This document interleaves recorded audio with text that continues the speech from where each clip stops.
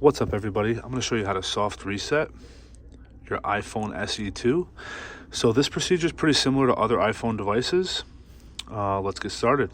So you're going to look for your volume up and down key on your left side, and then your power button on this side. So you're going to press your volume up key one time, your down key one time, press and hold your power button. You'll see your slide to power menu come up. Ignore that. Wait for the phone to power off. Should be, there we go. Release your power button. Wait about 10-15 seconds. Your Apple logo should come back up. And once that comes back up, you'll know that the phone has restarted properly. Now, this method is typically used if the phone freezes.